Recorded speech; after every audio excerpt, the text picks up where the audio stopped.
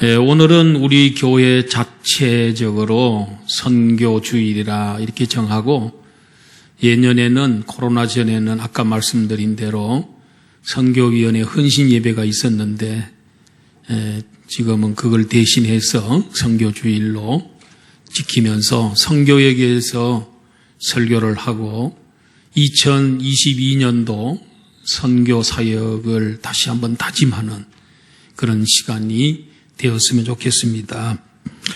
지금부터 136년 전에 만약에 우리 땅에 선교사들이 들어오지 않았더라면은 우리는 흑암 속에 살았을 것이고 오늘의 우리가 있을 수 없었겠지요.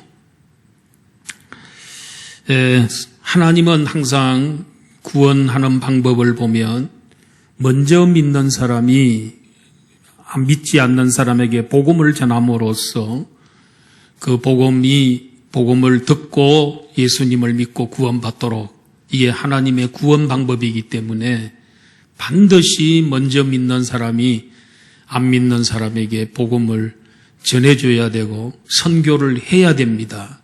그게 하나님의 방법이기 때문에 선교가 중요한 것입니다. 오늘은 기독교 최초의 선교사 파송이라는 제목으로 말씀드립니다. 파송한 교회는 오늘 본문에 나오는 안디옥 교회이고, 또 선교사는 바나바와 사울, 물론 이 이름이 이제 나중에 중간에 본문에도 보면 바울이라고 소개가 되고 있습니다.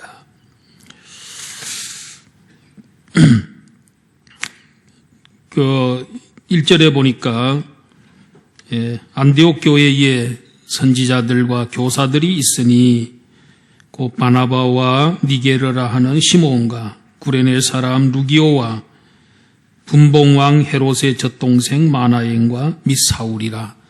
여기 5명의 안디옥 교회의 기둥 같은 일꾼들, 선지자이면서 교사인 이 훌륭한 인물들은 안디옥 교회의 자산이요 자랑이었습니다.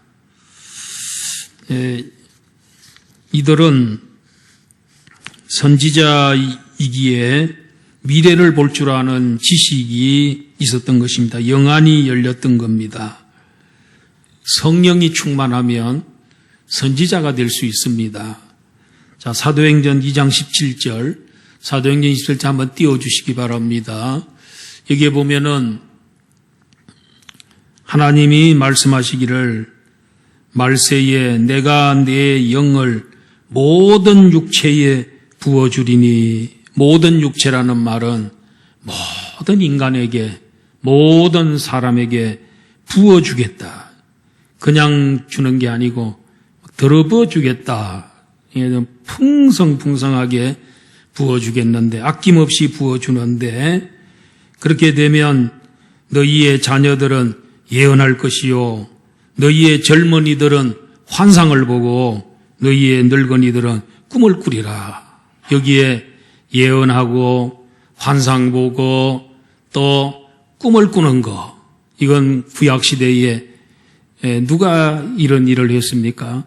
이 선지자들, 구약시대의 선지자들, 예언자들이 바로 이렇게 예언을 하고 꿈을 꾸고 환상을 보고 그런 일을 했습니다. 그런데 이 신약시대가 되면서 말세에, 말세라는 말은 구약시대에서 말세는 신약시대를 말하는데, 신약시대가 되면 하나님이 성령을 이 구약시대처럼 몇 사람에게 부어주는 게 아니고 모든 육체에, 모든 사람에게 성령을 부어주는데, 그 성령을 받으면 예언하고, 아이들이라 할지라도 예언하고, 청년들은 환상을 보고, 노인들은, 늙은이들은 또 이 꿈을 꾸는, 아름다운 좋은 꿈을 꾸는 역사가 일어난다. 이 말은 선지자가 된다, 그 말입니다.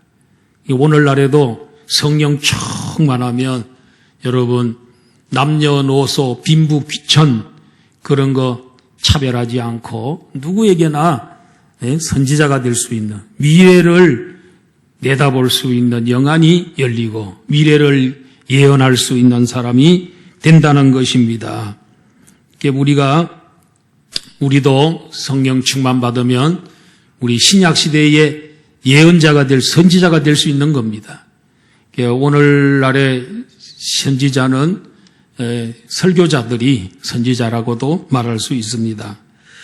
그리고 이렇게 선지자였으면서 또 교사였다 그랬습니다. 말씀을 잘 알고 가르치는 데 익숙했습니다.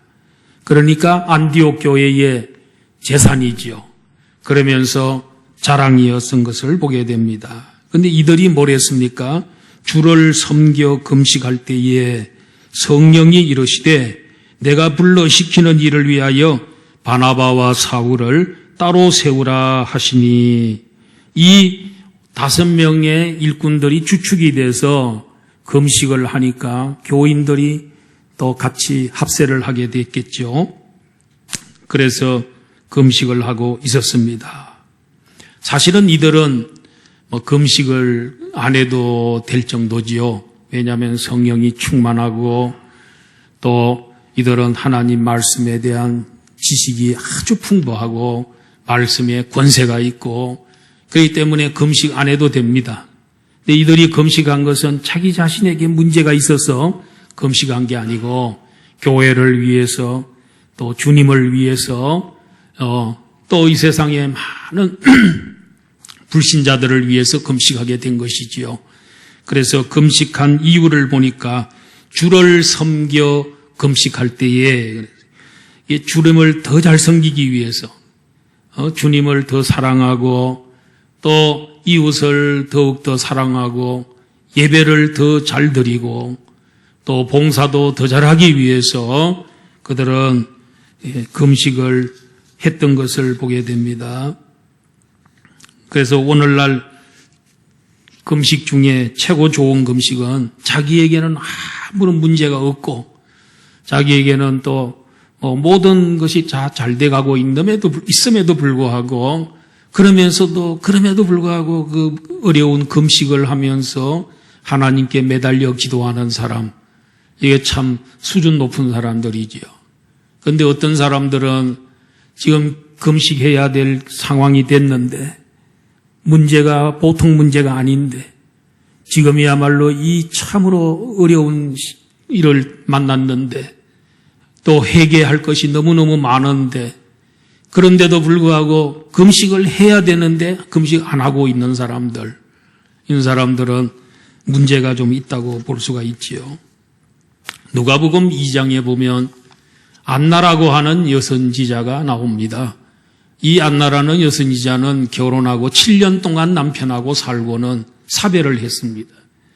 그리고 84세가 될 때까지 성전을 떠나지 않고 밤낮으로 주야로 금식하면서 생활했습니다. 오늘 본문 말씀에 보면 우리 다 같이 한번 읽어볼까요? 시작. 과부가 되고 84세가 되었더라. 이 사람이 성전을 떠나지 아니하고 주야로 금식하며 기도함으로 섬기더니, 이분의 특징은 성전 떠나지 않고 그 다음엔 주야로 금식해. 나는 주야로 금식하면 죽지. 어떻게 물론 주야로 금식가 돼서 매일매일 몇십 년 동안 주야로 그냥 밤낮으로 금식만 하고 살면 그 며칠 살겠습니까?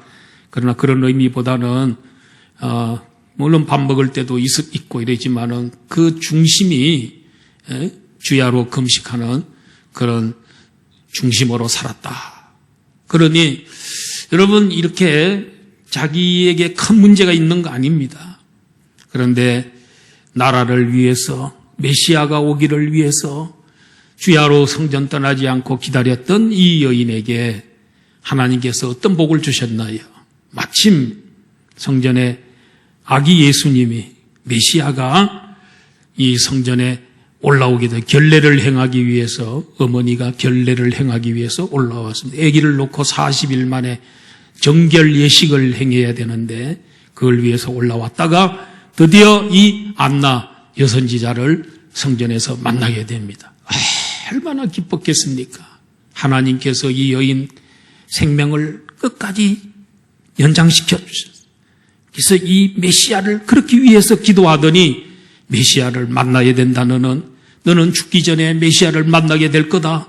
이런 그 은혜를 주셔서 만나고 이분이 많은 사람들에게 이 아기가 어떤 아기인가 소개를 하고 전도했다 하는 내용이 누가복음 2장에 나오고 있습니다. 자기에게 문제가 있는 거 아닙니다.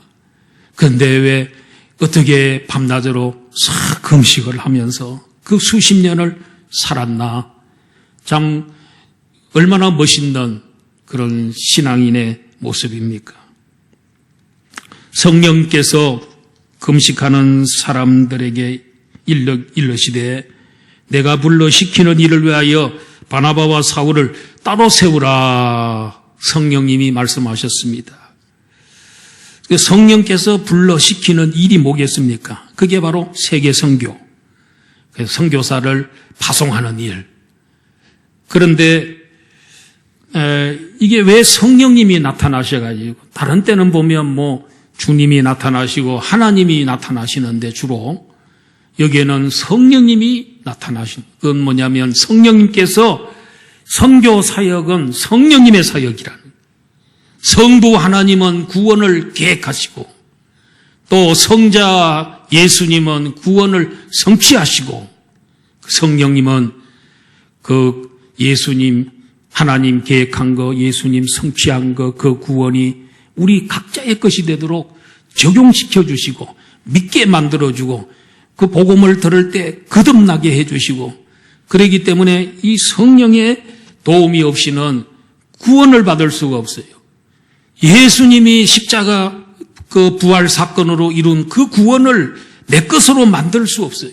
성령님이 전적으로 도와주셔야 돼요. 그러므로 성령은 전도의 영이에요. 성령은 선교의 영인 줄로 믿습니다. 그래서 선교사 파송하는데 성령님이 나타나셔서 바나바와 이 사울을 따로 세워라. 선교사로 파송할 거다 하면서 말씀하셨던 걸 보게 됩니다. 요한복음 3장 5절 한번 보시겠습니다. 다 같이 한번 읽어볼까요? 시작. 예수께서 대답하시되 진실로 진실로 내게 이르노니 사람이 물과 성령으로 나지 아니하면 하나님의 나라에 들어갈 수 없느니라. 하나님 나라에 못 들어간다는 말은 구원을 못 받는다. 지옥 간다 그 말이니까 이 하나님 나라에 들어가려면 사람이 물과 성령으로 거듭나야 된다. 다시 태어나야 되고 중생해야 된다는 겁니다. 그렇게 하는 방법은 물과 성령으로 되는 것이다. 물은 세례라고 볼 수 있고요. 죄를 씻는 세례. 그 다음에 성령은 우리 성령의 역사.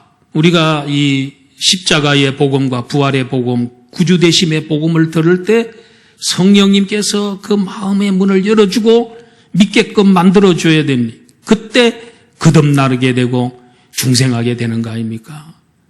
이건 성령의 도움이 없이는 누구도, 이 세상에 누구도 중생할 수 없습니다. 위로부터 다시 태어날 수 없습니다. 이렇게 이 성령의 주도적인 역할을 성령님께서 선교 사역을 하고 계심을 보여주고 있습니다. 이 두 사람 바나바와 사울은 평소에 참 하나님 사랑하고 이웃을 사랑했던 그런 사람입니다. 바나바는 특별히 성경의 사도행전 4장 36절 37절에서 바나바를 소개하고 있습니다. 구브로에서 난 레위족 사람이 있으니 유대인입니다. 바나바는 원래 이름은 요셉이라 사도들이 일컬어 바나바라 하고 이름을 지어줬어요. 왜냐하면 이 바나바의 뜻이 뭐냐? 위로의 아들이다. 남을 위로하고 남을 권면하고 남에게 용기를 주고 일을 했는데 어떤 방법으로 했냐? 그가 밭이 있음에 팔아 그 값을 가지고 사도들의 발 앞에 두니라. 가난한 예루살렘 교회에 갑자기 수천 명, 수만 명 교인들이 몰려 들어오는데 그 중에는 참 가난한 사람들이 너무 많았어요. 그래 그 사람들을 너무 불쌍해서 그들을 위로하고 돕기 위해서 밭을 팔았어. 그 돈을 사도들 앞에 갖다 놨단 말이에요. 사도들이 그걸 가지고 잘 보고 가난한 사람들에게 골고루 나눠주게 됐던 것이지요. 위로의 아들입니다. 이웃을 사랑했습니다. 교인들, 불쌍한 교인들을 사랑했습니다. 하나님은 이렇게 보면 하나님도 사랑하고 이웃을 이렇게 사랑하는 사람에게 하나님 또 귀한 선교사를 선택하는 것 같아요. 선교사는 하나님 사랑할 줄 알아야 되고 마음을 다하고 뜻을 다하고 성품 하나님 사랑하고 또 그 선교지에 사람들을 사랑할 줄 아는 사람이 선교사로 가야 돼요. 그 사랑하는 마음이 없으면 안 됩니다. 거기 가서 선교지 사람들 미워하고 선교지 사람들과 싸우고 그런 사람은 선교가 되겠습니까? 그래서 우리나라도 100년 전에 우리나라에 그 의료 선교를 했던 올리버 에비슨이라고 하는 분이 계십니다. 의료 선교사입니다. 이분이 1893년도에 우리나라에 왔는데 그때 우리나라에 1885년도에 개원을 했던 제중원이라는 게 있습니다. 우리 서양식 국립병원, 서양식 최초의 우리나라의 국립병원이 제중원입니다. 뭐 몇 년 전에 제중원에 대해서 드라마도 있었고요. 연속극도 하고 그런 걸 우리가 봅니다. 근데 이걸 에비슨이라는 분이 이 제중원을 맡아서 하고 있는데 환자들은 너무너무 많이 오는데 병원이 만원이 돼가지고 병원이 꽉 차서 더 이상 포화 상태가 돼서 할 수가 없어요. 사람들을 도울 수가 없었어요. 그래가지고는 그가 이제 1900년도 4월 달에 미국 뉴욕으로 가게 됩니다. 뉴욕에 가서 카네기 홀에 갔습니다. 사람들을 많이 모아놓고 설명을 했습니다. 제중원이라는 게 있는데 거기에 병자들이 너무너무 많이 와서 도저히 이건 다 받을 수 없다. 그러니 병원을 새로 지어야 된다. 새로 짓는데 좋은 조건이 뭐냐면 조선이라는 나라에서 병원 새로 짓는 것에 대해서 반대를 안 하기 때문에 좋다. 병원 지어야 된다. 그리고 그걸 통해서 복음을 전하면 된다. 하고 호소를 했더니 그 청중 중에 듣고 있던 사람들 중에 어떤 장로님 한 분입니다. 루이스 세브란스라고 하는 장로님이 그 얘기를 듣고는 감동을 받았어요. 이래가지고는 그는 누구냐면 또 그때 당시에 세계 최고의 갑부였던 록펠러하고 동업을 하고 있었어요. 그래서 록펠러하고 석유회사를 만들었는데 스탠더드 오일이라고 하는 그 석유회사를 그게 그 당시에 석유왕입니다. 이 사람이 세브란스가 석유왕이었습니다. 그러면서 그는 주는 기쁨이 받는 기쁨보다 훨씬 크다. 이런 말을 하면서 1만 달러를 그때 지금 100년이 넘었는데 1만 달러를 그가 이제 여기다가 자원을 드렸습니다. 그래가지고 이걸 가지고 이제 그다음에 또 5천 달러를 더 주게 됐고요. 그 돈을 가지고 와서 그때 당시에 그 제중원이 있던 그 땅 서울역 뒤에 세브란스 빌딩이 있는 지금 거기에 땅을 구입을 해서 그래서 그게 이제 씨앗이 돼가지고 오늘날에 그 연세대학교 세브란스 병원 이렇게 확대가 되게 된 것이지요. 그 후에 그는 또 3만 달러를 더 헌금을 했다고 합니다. 그래서 지금도 신촌 세브란스 병원에 병원 이름이 세브란스입니다. 바로 세브란스 장로님 그 이름을 따서 세브란스 병원이 된 겁니다. 그 에비슨이라는 이 선교사님은 그 미국까지 그때 지금은 뭐 하루 이틀이면 미국까지만은 그때 당시에는 참 몇 달이 걸려서 미국 겨우 갈 수 있는 그런 시절인데 우리 대한민국 국민들을 사랑하고 조선 사람들을 사랑하는 마음 가지고 고생을 하고 그곳에 가서 모금운동을 하고 이래서 참 이 백성들을 사랑했던 그런 사람이었음을 보게 됩니다. 또 한 사람을 소개한다면 캐나다 출신 선교사님인데 제임스 스카스 게일이라고 하는 선교사님입니다. 이분은 1888년 YMCA 파송을 받아 한국에 온 뒤에 40년 동안을 우리나라에서 선교를 했습니다. 이 사람은 특징이 뭐냐면 아주 말을 잘하는 의학의 천재였습니다. 우리나라에 온 지 얼마 안 돼서 이 한글을 완전히 능통하게 깨우쳐버렸습니다.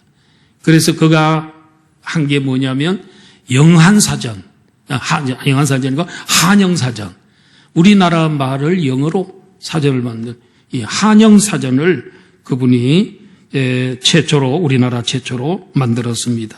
그리고 존 번연의 철로역정, 찬송가를 우리 한국말로 번역하는 일에 앞장섰던 사람이었습니다. 그리고 특별히 우리가 이 영어로 God, God이라는 말을 번역을 할 때 천주교에서는 하느님이라고 번역하고 혹은 천주님 이렇게 번역했잖아요. 그런데 우리 개신교는 하나님으로 번역을 했다. 누가 그렇게 했냐면 게일 선교사님이 제안을 해서 게일 선교사 때문에 하나님으로 번역을 하는데 확정이 된 거예요. 그래서 우리는 하느님 안 그래요. 저쪽에 로마 캐톨릭 쪽이나 이런 데서는 하느님 그러지만은 우리는 뭐예요? 하나님. 우리 하나님은 개신교가 하나님입니다. 그래서 우리는 하나님 그래야 됩니다. 이렇게 하셨고 그분은 또 뭐 구운몽, 춘향전, 홍길동전 이런 것들을 이제 영어로 번역을 해서 세계에 알리는 그런 일도 했습니다. 그 연동교회의 초대 목사님이었습니다. 이렇게 우리나라에는 무수히 많은 선교사들이 우리나라에 들어와서 수천 명이 들어왔습니다. 그런데 그 중에서 그 어떤 선교사는 미국에 또 영국 선교사, 유럽의 선교사님들, 그 다음에 이제 캐나다 선교사들도 많이 들어오고 호주에서도 많이 들어오고 우리나라는 이 수천 명의 선교사들이 들어왔는데 그 중에는 어떤 사람들 이곳에 와서 풍토병에 걸려서 전염병으로 죽기도 하고 풍토병으로 죽기도 하고 그래서 이곳에서 소천하신 분들의 묘역이 그 양화진, 마포 양화진 외국인 선교사 묘역이 있습니다. 거기에 많은 분들이 이 나라를 사랑하고 이 나라를 위해서 헌신하다가 또 우리를 사랑하다가 그들이 죽었던 것을 볼 수가 있습니다.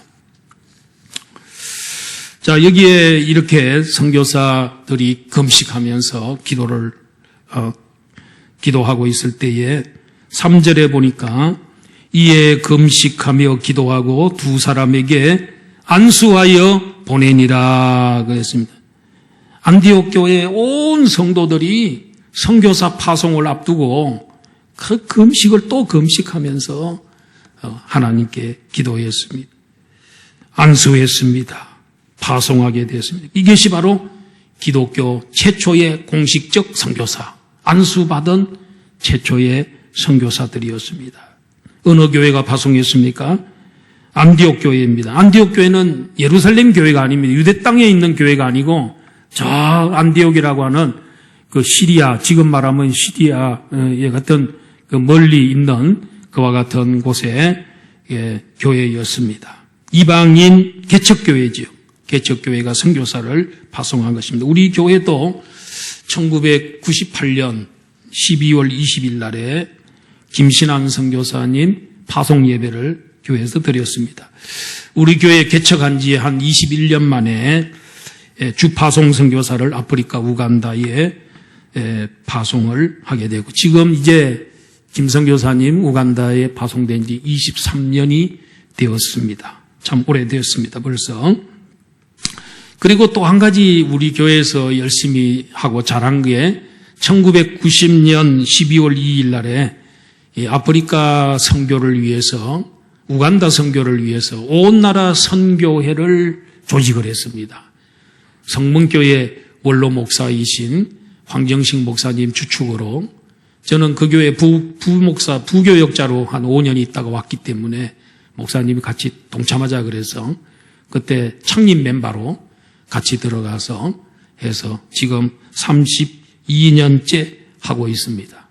어느덧 세월은 다 흘러서 그 선배님들은 다 은퇴하시고 할 사람이 없어서 제가 이사장이 돼서 온 나라 선교회 이사장으로 섬기고 있습니다.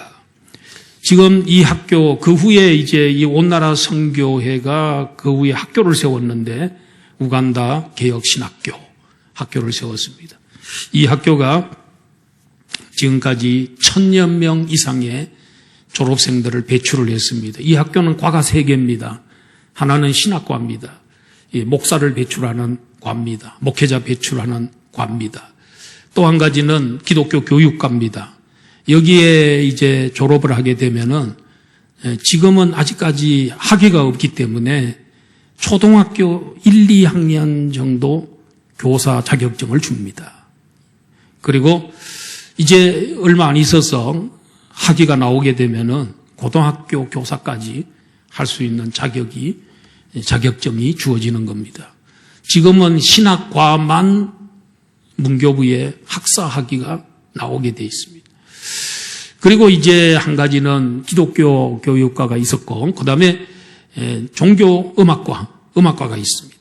아프리카에는 음악이라는 과목이 별로 없습니다. 악보를 잘 모릅니다. 그런데 악보를 가르치고 또 음악을 가르쳐요. 음악과도 굉장히 인기가 있습니다. 그 중에서 3개 중에서 가장 인기가 있는 과가 기독교 교육과입니다. 여기에 많은 학생들이 거기에 많이 몰려오고 있음을 보게 됩니다. 캠퍼스가 3개입니다. 지금까지 있었던 캠퍼스가 1캠퍼스인데 거기는 이제 앞으로 유치원, 초등학교, 중학교, 고등학교까지 거기서 하고, 그 다음에 이 캠퍼스 카탈레 새로 이루어진 캠퍼스 이전 끝냈는데 거기는 신학대학만 이렇게 하도록 이제 그런 계획을 세우고 있고요. 근데 거기에 얼마 전에 건물들이 거의 다 지금 들어와 있는데 거기 한 3만 평 정도, 3만 평 됩니다. 거기에 다 들어와 있는데 본관 건물, 가장 상징적인 건물이 본관 건물인데 그걸 지으려고 하는데 한 4억 정도 들어갔습니다. 4억을 위해서 기도하고 있었는데 전주에 있는 어떤 교회 장로님이 3억을 이렇게 헌금을 하셨어요. 이래가지고 이제 곧 이제 공사를 시작을 하려고 하고 있습니다. 나머지 1억 정도는 또 이렇게 저렇게 모으면 될 것 같습니다. 그렇게 되면 이제 캠퍼스 조성이 이제 완성이 되는 것이죠. 그리고 제3캠퍼스는 12만 평 정도 되는 그 학교에서 한 30분 정도 차를 타고 가면 12만 평이라는 어마어마한 넓은 땅이 있습니다. 우리가 그것을 수십 년 전에 살 때에 사실은 얼마 안 주고 샀죠.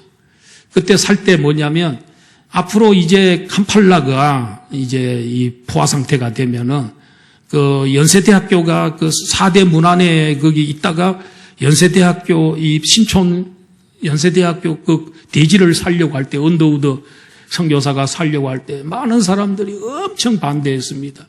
왜 그렇게 먼 곳에다가 그런 넓은 땅을 살려고 하느냐.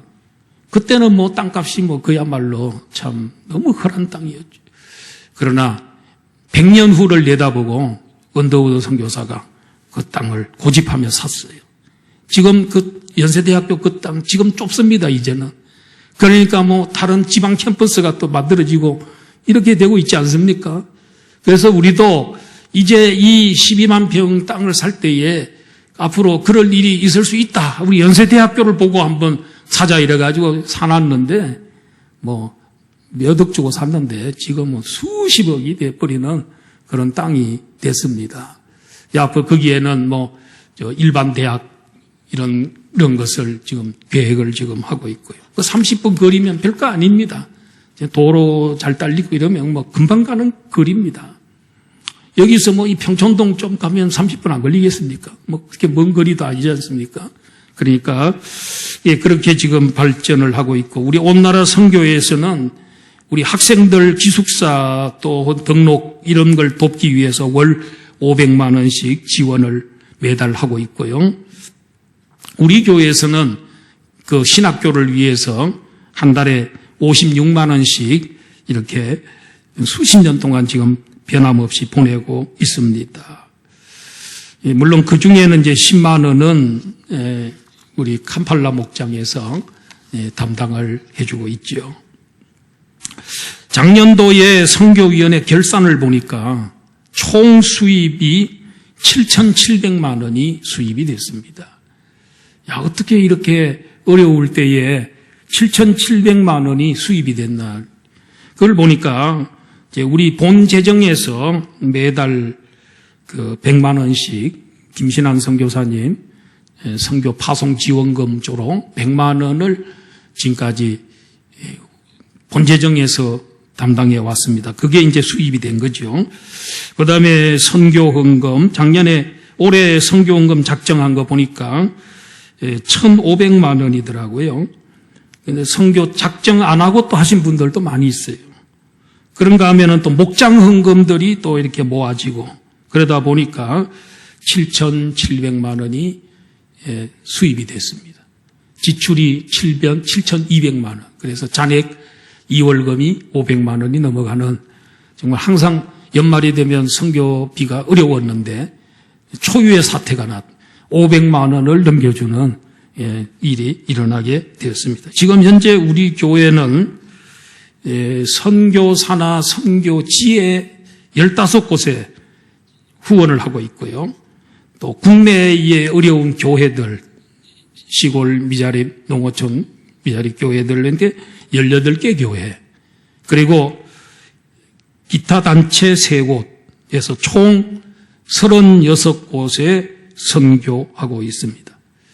우리 교회 교인들이 가장 열심히 하고 많이 하는 헌금이 선교헌금이세요. 그래서 선교헌금을 너무너무 참 모두가 거의 교인들이 대부분이 선교헌금에 헌신을 하고 투자하고 그렇게 하고 있음을 자꾸 투자라 그러는데 투자가 아닙니다. 자꾸 후원을 하고 이렇게 하고 있습니다.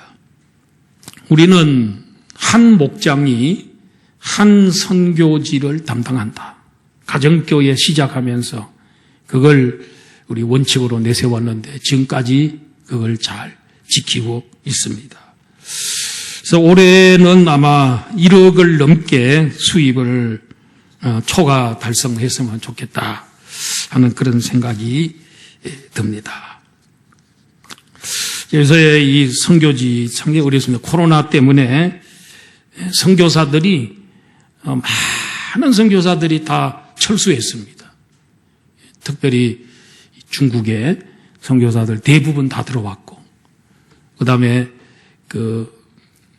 베트남, 베트남은 그래도 사회주의 국가이기 때문에 선교사 활동을 못하게 돼 있습니다. 비공식적으로 하기 때문에 거기서 많이 들어왔고요. 태국은 그래도 선교할 수 있도록 자유는 주기 때문에 태국에 지금 선교사들이 중국 있던 선교사들이 대부분 태국들이 많이 나가고 있는 그런 상황입니다. 선교사들이 너무너무 어렵습니다. 철수하고 난 다음에 선교 후원이 끊기고 이랬는데 우리 교회 그 선교사님 김사무엘 선교사님 지금 충북 영동의 원동교회 그 교회에서 지금 갔는데 그 교회도 55년의 역사를 갖고 있지만은 교인들은 가보니까 5명밖에 없습니다. 그 교인들이 연세가 참 많습니다. 97세 되는 분도 있고요. 90세 넘은 분이 3분, 70세 넘은 부부가 한 가정. 그래서 총 교인이 5명. 그래서 목사님하고 사모님하고 이렇게 하면 이제 10명 정도 안 되지만은, 그래서 역사는 오래되고 옛날에는 그래도 쟁쟁한 교회들이었는데 지금은 어렵습니다. 그런데도 또 우리 베이징 목장에서 계속 후원을 하기로 했습니다. 참 어렵습니다. 교회들이 더 어렵고, 지금 들리는 말에 가면 17,000교회가 코로나 바이러스 이 시대에 17,000교회가 폐쇄되고 문을 닫았다 하는 그런 슬픈 소식이 들려오고 있습니다. 우리 노예도 어떤 교회 30-40명 모이던 교회가 어떤 분이 한번 가보니까 권사님 한 분만 남았더라는 거예요. 그래서 그분이 계속해서 후원해 주기로 하고 이렇게 돌아오셨다. 계속 후원하기로 하고, 그분은 이제 후원해 주기 위해서 이제 교회에 탐방하고 있는 중인데 참 너무 기가 막히는 그런 일이 벌어져요. 거기 사모님은 또 교회의 존폐의 위기에 놓여 있다. 옛날에는 30-40명 정도 모이던 교회인데도 지금 너무너무 어려워져 가고 있는 이때입니다. 이럴 때에 우리도 어렵지만은 선교 더 중단하지 말고 선교에 박차를 가하면 하나님께서 귀하게 보시고 하나님께서 복을 줄 줄로 믿습니다. 우리 교회가 우리도 어려운 중에서도 이렇게 한 달에 600만 원씩 우리가 한 달에 한 달에 월 지출 선교비만 600만 원씩 계속 흘러보내고 있습니다. 하나님이 굉장히 귀하게 보시는 것 같습니다, 여러분. 자, 사울과 이 바나바 두 선교사가 안수받고 성령의 보내심을 받아 실루기아를 거쳐서 구브로로 가게 됐습니다. 구브로는 섬인데 키프로스, 사이프러스라고 하는 지금 나라가 됐죠. 한 나라지요. 거기에 선교하러 가는데 왜 갔냐면 거기에 가서 하나님 말씀을 전하는 일을 했던 것입니다. 선교사는 선교지에 가서 참 깊은 오지에 가서 가난한 사람들과 생활하기도 하고 신학교를 세워서 선교하기도 하고 고아원을 만들기도 하고 다 하지만은 그것은 전부 보조적인 겁니다. 진짜 주 사역은 하나님 말씀 전하는 것. 신학교 왜 세웁니까? 하나님 말씀 전하려고 세우는 거죠. 고아원 왜 세웁니까? 그 아이들에게 하나님 말씀 전하기 위해서 세우는 것이지요. 전도와 선교의 차이가 뭐겠습니까? 똑같이 전도도 선교도 하나님 말씀을 전하는 건 똑같습니다. 그런데 동일 언어권, 같은 언어권의 사역을 하면 그건 전도고, 또 언어권이 다른, 언어가 다른 지역에 가서 선교하게 되면, 일하면 선교가 되는 것이고. 우리나라가, 여러분들 우리나라이면 강원도나 뭐 이런 깊은 오지에 가서 복음 전할, 그걸 가서 선교라 그러면 안 돼. 그건 뭡니까? 우리 같은 한국말 쓰기 때문에, 한글을 쓰기 때문에 그건 전도입니다. 그러나 우리가 일본이나 중국이나 다른 동남아나 이렇게 가서 언어가 다르기 때문에 거기에서 사역하는 것을 선교라 이렇게 구분하는 것입니다. 두 선교사는 구브로 섬에서 선교하다가 바예수라는 마술사를 만났어요. 거짓 선지자였습니다. 근데 그 동네에 그 총독이, 로마 총독, 서기오 바울이라는 총독이 있었는데 그분이 이 선교사들의 말씀을 듣고 싶어 하는데 이 바예수가 마술사요, 거짓 선지자가 얼마나 방해를 놓는지 모릅니다. 따라다니면서 방해를 놓습니다. 총독이 예수님 믿으면 얼마나 좋겠어요. 그 섬 전체를 총괄하는 총독이 예수 믿으면 그 섬은 복을 받는 거지요. 그래서 바울 사도가 성령이 충만한 상태에서 그 사람을 책망을 했을 때 그 사람의 눈이 멀었습니다. 갑자기 맹인이 되어버렸습니다. 그리고 안개와 어두움이 그를 덮었습니다. 그가 영적으로 하나님의 길을 굽게 했을 때 하나님께서는 그의 육신의 눈을 어둡게 해서 더듬어 가면서 살도록 그렇게 벌을 주셨습니다. 이 광경을 지켜보고 있던 총독 서기오 바울이 예수님을 믿게 됐습니다. 또 주의 가르치심을 놀랍게 여겼습니다. 선교할 때 사탄의 방해가 극심하지만 결국은 성령의 권능으로 이기게 되고 이기는 광경을 보는 사람들이 복음을 듣고 예수님을 믿으며 구원에 이르게 되는 것입니다. 오늘 선교 주일을 맞이하여 선교는 성령님이 주도하시는 사역이고 성령님이 가장 기뻐한다. 어떤 선교하려고 노력만 하고 기도만 해도 성령님께서 능력을 주시고 길을 안내하시고 성령님께서 선교 현장에서 도와주셔서 이기게 해주시고 결국은 이기도록 해주시고 그 땅에 그 구원의 하나님 나라가 세워지도록 하는 것이 선교입니다. 우리 다 어려운 중이지만은 선교에 다 위해서 좀 기도하시고요. 선교지에서 10만 원 받는 건요. 선교지에 10만 원은 큰 돈이랍니다. 제가 물어봤어요. 뭐 10만 원 보통 듣고 있는데 그게 뭐 큰 돈이 되겠습니까? 목사님, 그 10만 원 엄청 큰 돈입니다. 이런 선교사들을 많이 봤습니다. 여러분. 우리 계속해서 선교하실 때 우리도 보세요. 우리 교회가 이렇게 어려운 선교 막 이래 하니까 우리 교회 자체가 이렇게 복을 받고 이 어려운 시대에 또 엘리베이터 또 놓을 수 있는 그런 깃털이 다 마련되고 또 참 우리 교회에 하나님께서 이모저모로 복을 많이 주셨습니다. 우리 선교, 주님 오시는 그날까지 선교하는 교회, 전도하는 교회, 영혼 구원하여 제자 삼는 교회가 되기를 주의 이름으로 축원합니다. 하나님 아버지